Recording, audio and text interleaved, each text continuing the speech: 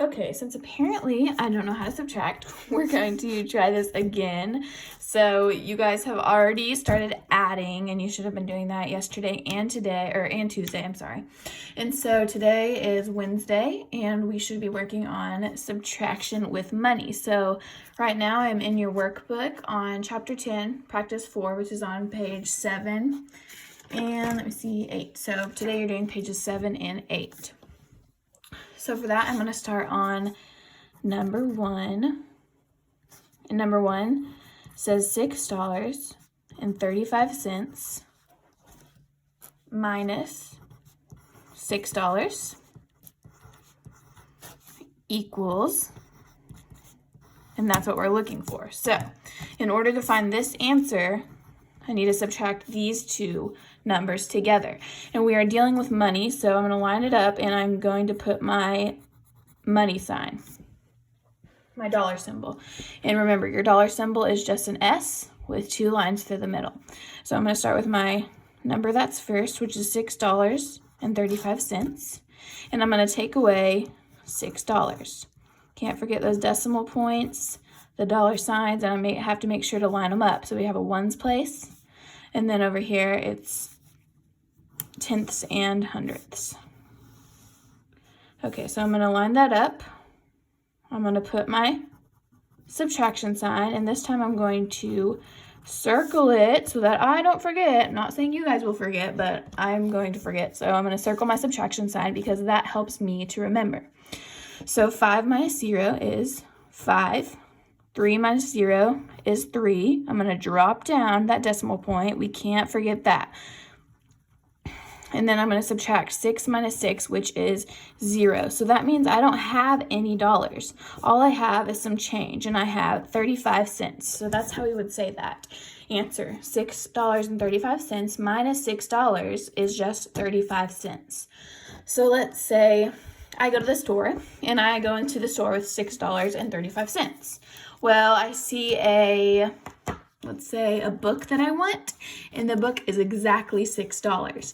And so when I go to checkout, I give the cashier all of my money, and they take away the $6 from the $6.35 that I give them, and they give me back 35 cents. So that's how much I have left.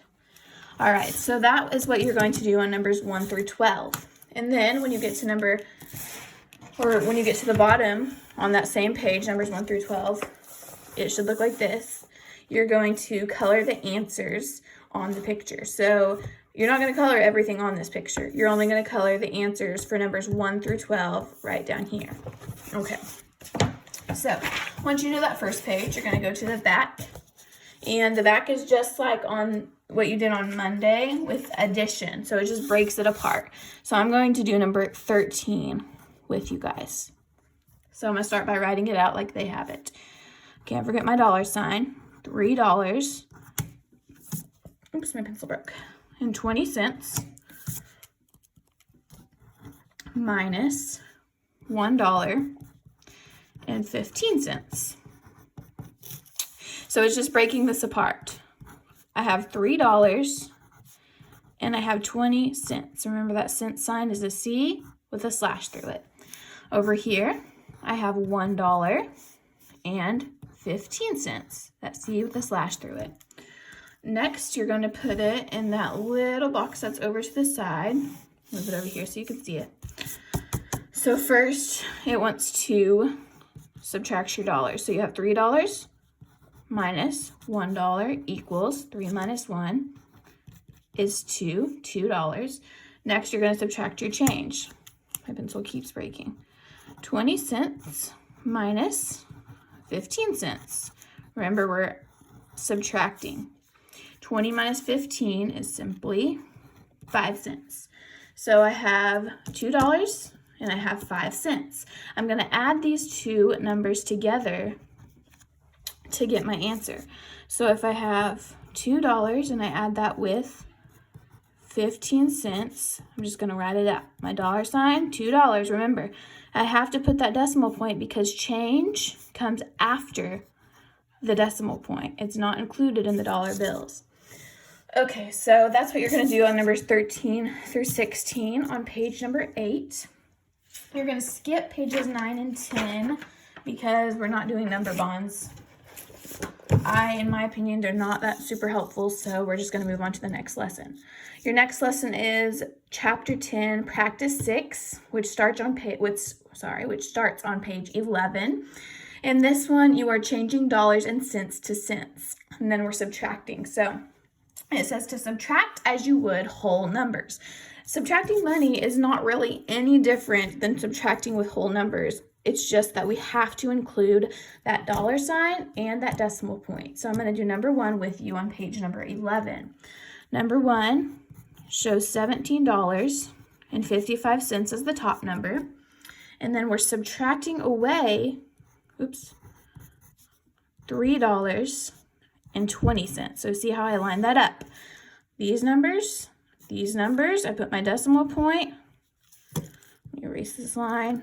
My ones place and my tens place. There's nothing here. You can put a 0 if it helps you. So 5 minus 0 is 5. 5 minus 2 is 3. Drop down that decimal point. Drop down that decimal point. 7 minus 3. So we have 7. Take away 1, 2, 3 is 4. And 1 minus 0 is 1. So altogether, I have $14.35. Remember, I subtracted, so that's why I have less than what I started with. Okay, that's what you're going to do for numbers 1 through 8. Once you get your answers, at the bottom of the page, it wants you to write the letter that matches each answer to complete this sentence. So it's going to give you a secret little message there. On the back of that page, it looks like this. So for number 10, it gives you the amount of dollars that you have, and then it gives you the title and the cost of a book you want to buy, and then it goes into the subtraction problem. So I have on number 10, $1, $2, $3, $4. I go into a store and I want to buy a book, Snow White, that's $3.85. I know that I have enough money because I go in with $4 and $3.85 is less than $4. So your next place is to subtract those numbers. I'm going to erase this because I did it earlier. All right, so 0 minus 5. I can't do 0 minus 5, so I have to go next door and borrow. I can't borrow from 0, so I go next door. 4 becomes 3. I bring that 10 over. 10, take away 1 is 9. Then I bring that 10 over. 0 becomes 10. 10 minus 5 is 5. 9 minus 8 is 1. I drop down that decimal point. 3 minus 3 is 0. So the change that I get when I'm leaving the store is going to be 15 cents, exactly, no dollars. I just get 15 cents back. And that's what you're going to do as well on numbers 11 and 12. All right, I hope that helps you guys. Have a great week and let me know if you have any questions.